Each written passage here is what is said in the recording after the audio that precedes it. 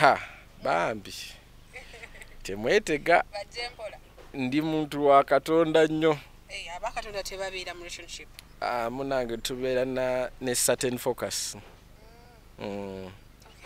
Yeah. Bigwera mu kanisa nga tuwasiza nga tukyadde then ne tuzaala ku baana ne tweyongera n'obulamu. Tebiri mu science mungi. Anti chovola abatuli ku WOS. Working on something. Yes. Dating tebagiyingira mu kufuna mu mataala. Dating ojingira lwa mukwano. Bwoba oyingidde dating lwa mataala oli mu wrong place. Nedda. No, listen. Asobola okuba okwagala nga akwagala. Naye nga n'okwera mataala naawe akyagala.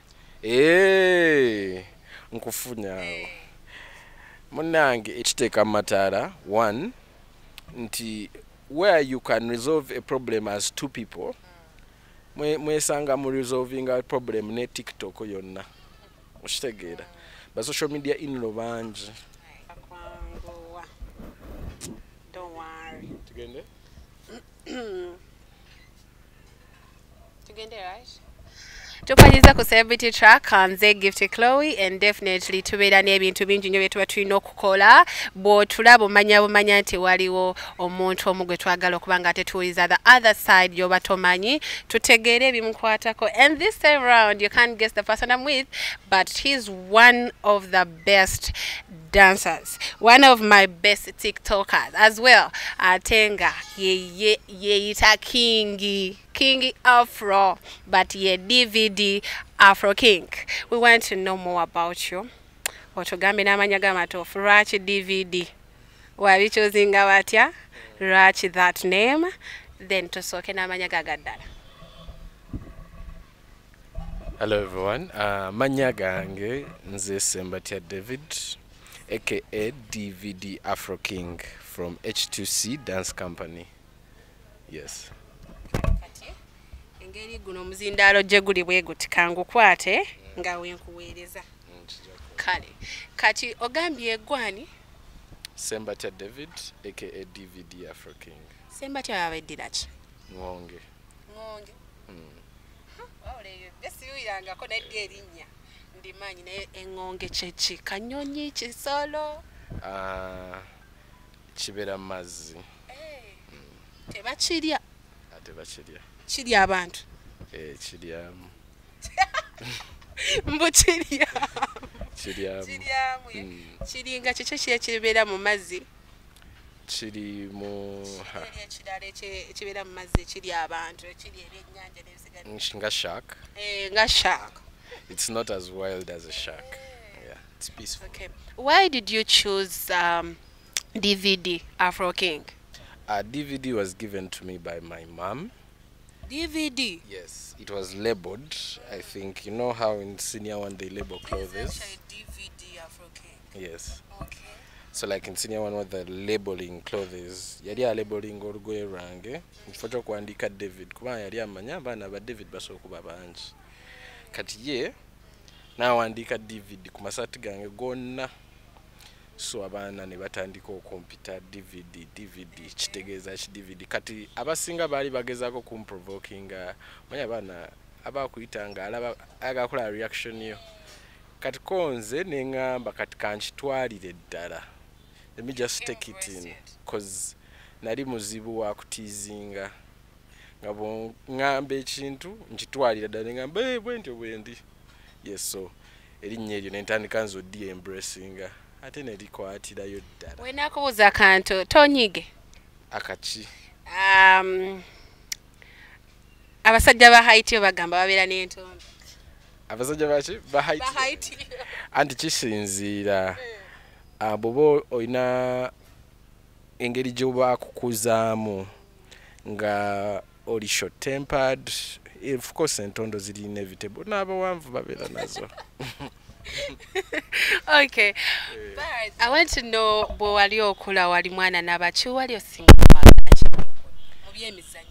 Nali nsinga kwagala kapiira actually kenasookeramu ennyo because I used to play with UGL nga ndi muto nnyo naye muzeeyi nga tayagala nzanye kapiira n'akangobako nnyo nga lwajja n'apaakinga ku kisaawa awo then I dive in the pitch nga just sagala ndabe n'atandika n'okufuna obukodyo nga ajja n'agivuga mpola kumpi n'ekisaawe nga ebyakapiira byamutama waliwo namenya ekigere nansanga nga nzanya n'ekigere kimu nga ndi mukongojja kati bannange naye Muganda naye Oluganda lumusumbuwamu nedda bambi ndomanyi omukyalo ono tabavuga speed so yansanga nkongojja ekigere kimenyese naye ndi mukukongojja nagamba n'omwana ye yabaaki nangamba buga nansitula nanteeka emabega mu motoka nampa ebyange. Wasoma kwenkana ki?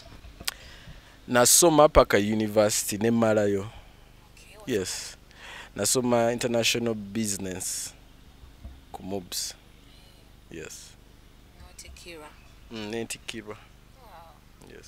Abantu bamanyi nti bw'oba olina talent gy'oliko kati nga gwe nti you are an influencer, you are a dancer, okola ebintu byanjawulo on TikTok and other social medias.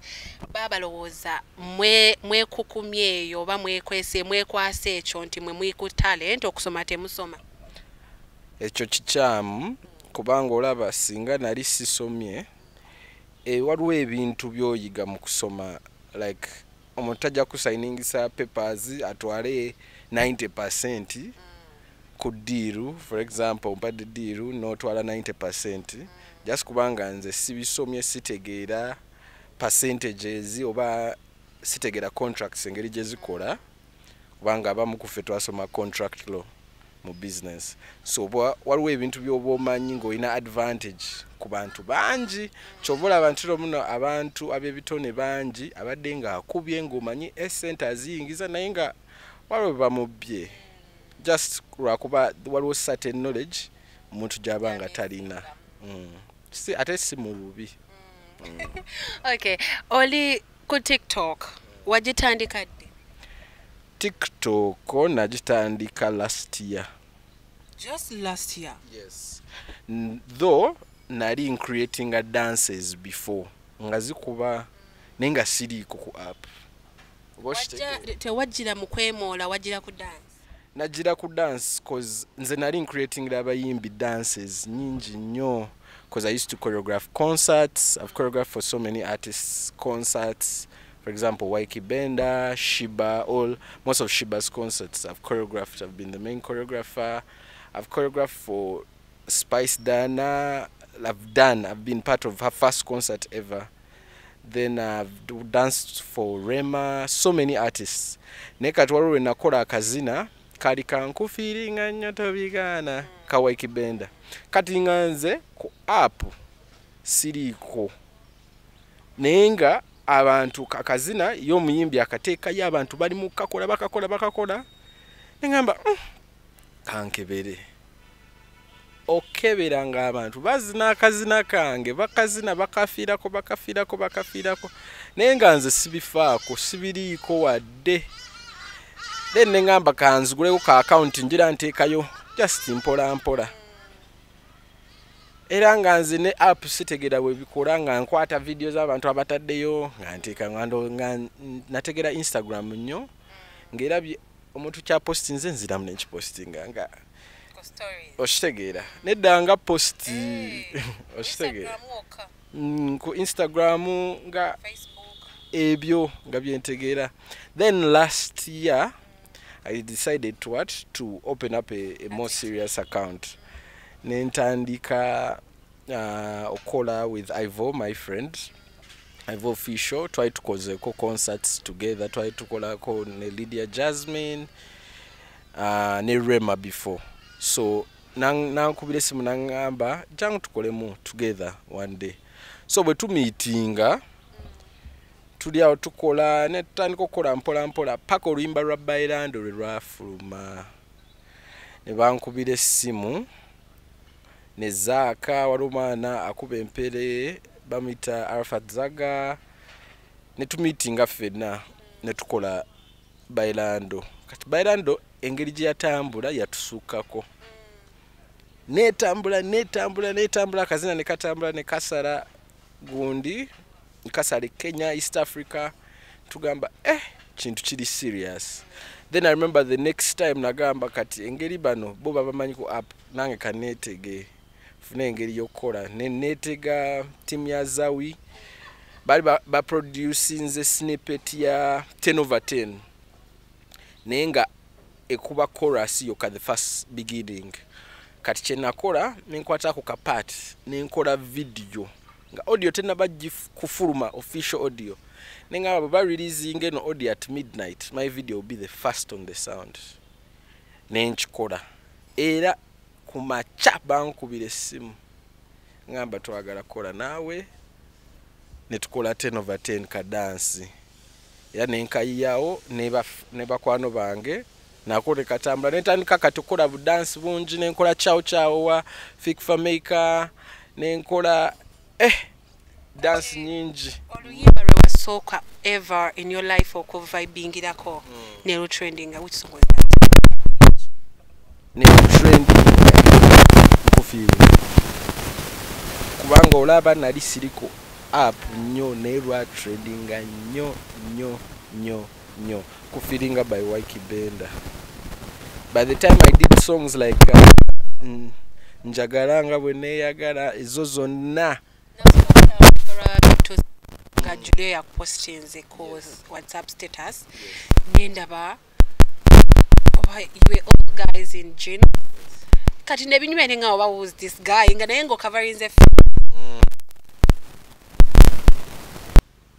so konyonyole ko babitu sawa B2C bantu bange nnyo ntero bakolera actually most of the challenges they be bantu bemanyi nti no ba client ate basima bateeka mu nnyo B2C Lydia Jasmine Fikfa Maker, most artists that have supported me, thank you very much. Buzibuji wosinga okusinkana nga oli mu kolagana n'aba abantu bokolera challenges.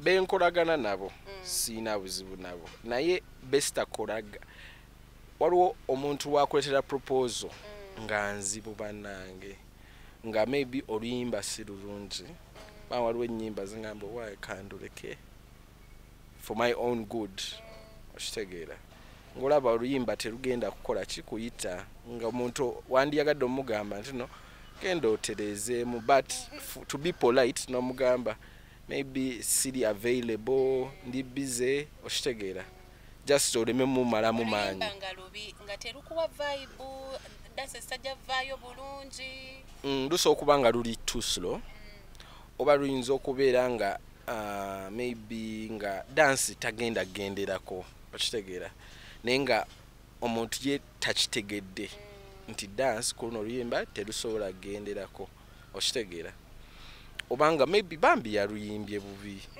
okitegeera nga bambi yaluyimbye bubi naye nga naawe nga kubanga oli muntu mulamu toyagala mugamba bwotyo oba mumalamu maanyi kozi tomanya kati enyimba ezimu obeereeyo n'abayimbi bo mu inbox just n'ogaana nga maze kusindika kayimba akuweereza akayimba n'okawuliramu naawe kati for example bogenda okunoonya engoye wabeerawo olugoye lwogamba nti no luno njaddutwala luno si lwagadde kanduleke maybe waliwo omuntu omulala kubanga tuli bangi mu market okiraba ajja odwagala bantu ki or the tiktokers bosinga okwenyumirizaamu nga ba 5 n'ogamba bano bakinkubiri like 5 of them benjagala abasinga okukolera n'ogamba now this one out of 1,000 mu Uganda yes mu Uganda asooka abantu gwe batateekako maaso bulungi. He's a director and he's a TikToker. Akola buli kimu, akwata videos aze editingira ne multiplying mu bantu nga 10 bamita Prince. I am Prince.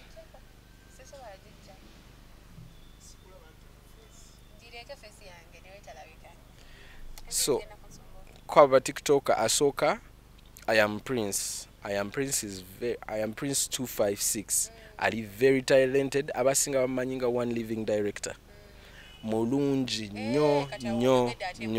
nnyo yes kati ayinza okubeera nga tomanyi private page ye jakola content because he has over 1 million followers n'abantu abasinga tebakimanyi yes then owokubiri of course nokugamba my brother Ive Official owokusatu ansanyusa ennyo Zack Official mukwano gwange nnyo abantu balina omumuteekako amaaso Sharon Pinks owokuna Pinks yes omuwala oyo akola bulungi nnyo then waliwo bano abasatu bakola bonna full time Susu Dances Jane Marshall ne Chemical Dances bebakoze akakazina ka oba asakata omwana nga asakata omwana abaana abo bakola dance omulungi ennyo but of course then there's the usual just bano mbongeddemu kubanga banyumira Zaira Henry Richie Winnie Wamami bakola bulungi nnyo n'abalala bangi nina bangi n'abo benjo yes you were telling me behind the scenes nti mulina abantu bangi nnyo betuba tetumanyi nga ate baakabi lwaki temubayambako kuvaayo munange kati n'omuntu alina okuba willing okujoininga scene for example kati abantu abembadde nkugamba behind the scene ba professional dancer abasobola okukola bu dance obungi kati for example Jenny Susu ne Chemical kati bade mu kweri side bajoininze TikTok side ate olaba nti no katouch kaabwe mundoza bolabi ka dance kaabwe eri so different nnyo ne Sharon Pinks yali eri na Jeno okitegeera ku TikTok side so abaana bangi nnyo eyo abetaga just chance naye nabo balina okuba willing okujoininga the TikTok okuleeta change to the platform as well okolayo budansi nga bujja kunyumira buli omu yes okay obulamu behind TikTok bubeera butya mirimu ki mejo kwasaganya first of all I'm a professional choreographer oba oyiya amazina not only for TikTok but artist concerts adverts music videos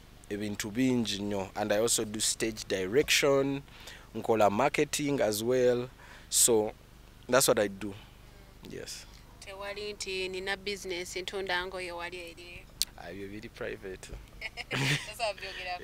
okay Rachi and why are you on TikTok actually why you're on TikTok is just because you're a dancer of course when did you join TikTok like notandiko gamba nti kati I'm doing TikTok for a business last year you said last year yes notandiko kola TikTok wagenda yo chimanyi nti ngenze kati kufuka famous oba just nayingira strictly for business because if I wanted to be famous nandibadde nkola sounds ezo z'aba Nigeria ezabichi zikuza following naye bwe wetegereza account yange it is strictly mostly Ugandan music nzokola oluyimba lw'omuntu nga si muna Uganda kizibu nnyo era ba TikTok bannange basiba bangamba n'ekiki but it's because I love Ugandan music and there's somewhere I want to see it yes waliwo ba artists abalala be mu mawanga amalala ababa contacting to do their challenges yes okay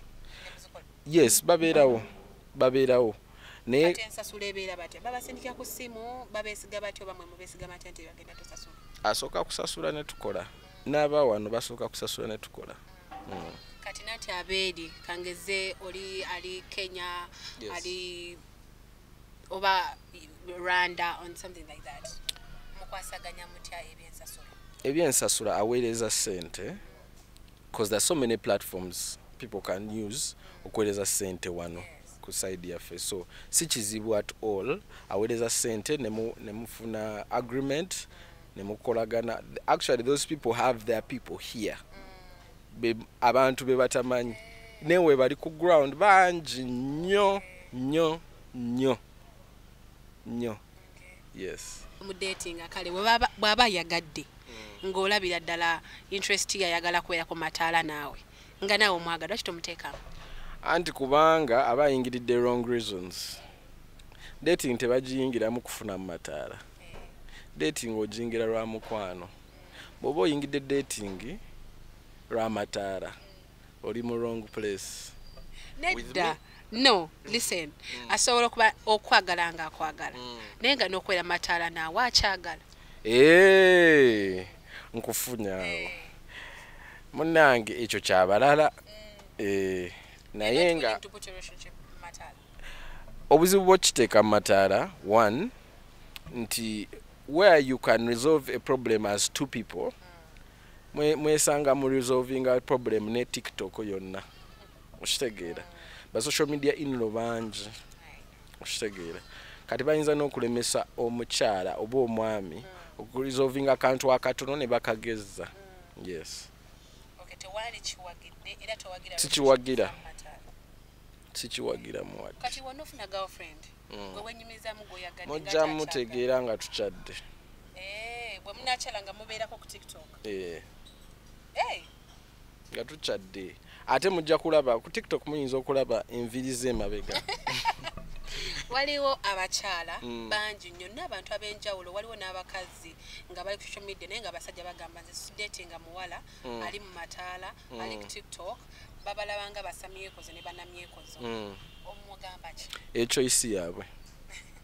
echoice yaabwe nga buli muntu mukama yamuwa choice kati nange nina nange benjaga nnyo oyinza okusanga njagala b'amataala oyinza okusanga nange saagala ba social media so buli omu abeera ne choice ye so sibanenya babalabanga mu abatayi serious nze siwa kudetinga muvubuka ali ku TikTok munnange ng'afuna naye ali serious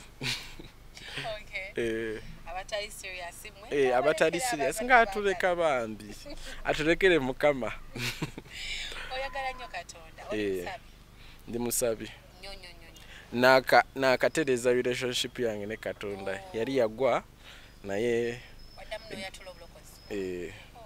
kati osabya mukyaki ki watoto Bugolobi yes obeera side zeeyo mbeera side zeeyo okola ki mu church era dance mu church anti engeri gye nakomyewo eri mukama nkyatudde ndi mu congregation olinze mukama kyanaakuyita okukola exactly okay kintu nnyo kubanga atwogerako ne DVD the Afro King and of course I told you he is one of my best TikTokers or dancers on TikTok namulabira kuba Beatles Soldiers nenjagala akakayimba kawangambe akayita ate takoma kirira and that song when nakulabira nengamba neno guy wakabirwa chazina yekweka face naye ngo ina height nga bali eri nga nawe ndengeri haiti yanyumira ne byewali okubyeko ro wena wekwese haiti yejjayo movies munange kyovulaba abazina obulungi abasinga haiti eyo naddamu maybe to first meet him nga mukola twali ku luyimba ki ora Dax Vibes luyimba ki my hero yes era nga ndabanga dance okaskeri but by that how do you do it abantu banje tumanye kuzina naye twandyagadde okuyiga amazina bagayigo ba just ozaalibwa nabo amazina ebera passion kintu kyonna kyobera passionate about for example tebakuzaala nga okola interviews okitegeera wakiraba n'okyagala n'osukka ku balala bonna abakiraba n'oteekamu time yo okiraba so I think everything passion n'atukwata ku kamera era naye ali awo lwa passion omukolo bamuyita Jacob Kawombe omukulu Jacob ali awo lwa passion waliwo ebirala of course byayagala naye ekyo kyekisinze since you are on WOS working on something what does it take for a girl to impress you or to catch your attention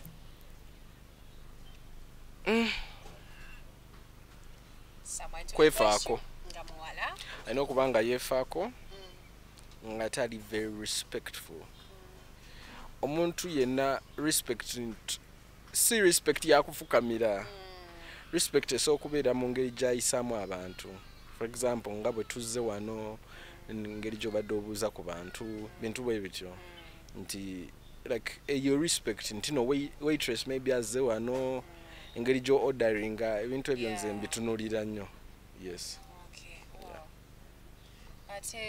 ate bwoba tolina kisa kisa kukolagana yes ngayogera bulungi n'abantu ng'atya ne Katonda ekyo church bwobeera kind bikolagana kinga bibiri wow that's so beautiful to signing out omukolo okay bwoba oli mu love oba ng'oyogereza omuntu naye ng'ekigambo ky'okwogereza kyo kimanyi engeri gyotamanyi bulungi Luganda ate ng'oli Muganda okwogereza okwogereza okimanyi is it vibing okay something like that okay kati ng'oli mu kuvibing omuwala ogezaako to get the attention nga mutegeka budeeti and all that stuff the things you look at nga otwala omuwala ku date on the first date biki byentunulira ku muwala n'ogamba nti kati Chloe nina omusaba ka date engeri gyawunya body odor and then the way she smells in the mouth ng'ayogera kikulu nnyo cause jukira to maintain a conversation omuntu waba ne bad odor kizibu concentratinga ku bintu ebirala okitegeera kati awo nze bw'obanga kiganyaawo tetusaa kweyongerayo ne bw'oba ofaanana otya then the smell of the odor of almost everything because obeera n'omuntu ng'enviiri n'omuwa hug noga okitegeera so me odor is very important bantwalako ku date naye after date tebaddamu kundaba nakunkubira simu I don't know naye kye neekasa naye siwonya bubi akamwa kaali very okay ebisigadde nali fine oba I was talking too much you know I talk too much oba yali intimidated you know omuntu asobola kuba intimidated by character waliwo omuntu ng'ali so calm kati nobeera so outgoing natya okitegeera kati tobeera nga wamukanga ne character. I went back to my friends nembagamba tesi date nvuddeyo naye guy tetwogedde nanyo olutuuse ku date you ordered for something to eat nemuganze saagala wa orderinga ki I didn't nagamba I'm okay zagamba ono wakajanja sigenda kusobola naye kyezijjukira nagamba emmotoka y'embu ensonga entuufu ogirina tugambe emmotoka wakivuma simanyi but nagamba kani akamotoka nga kacaafu bulijjo ensonga ogimanyi naye nga to be honest ekyo nakyogera date ewedde nga tumaze n'okulya and all that stuff wamuhatinga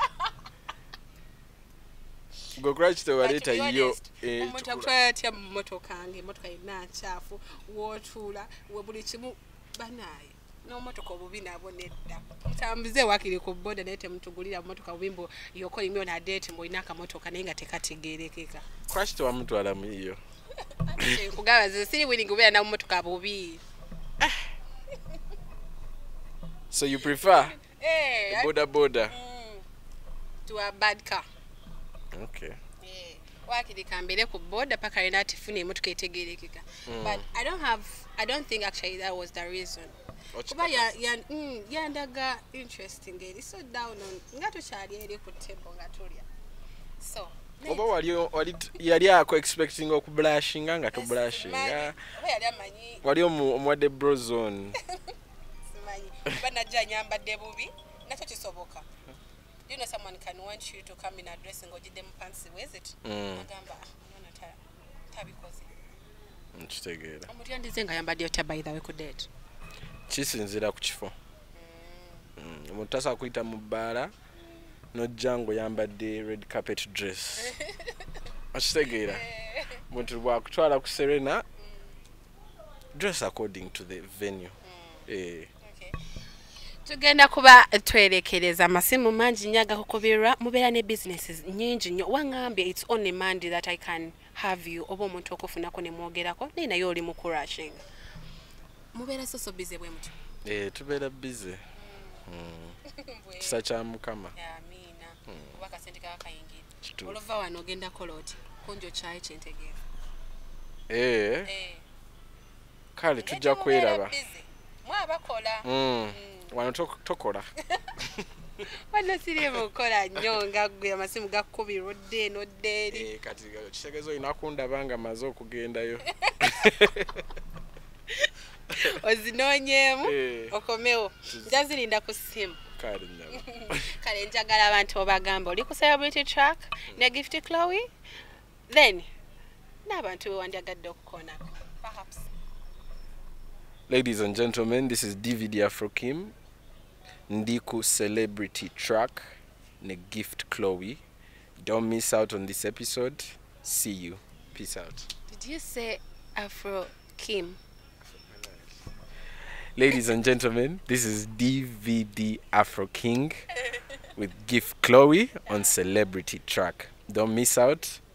See you. Okay, thank you so much guys. Ababadeko aliko Celebrity Track. Si ababadeko aliko Celebrity Track. Thank you so much. Go singa, tell a friend to tell a friend, or subscribing, ate or liking, or sharing, or commenting, or kolebe na byone byetagiso kolebwa o wagire uwaka wabana Uganda. Tulabagane until when you see me again.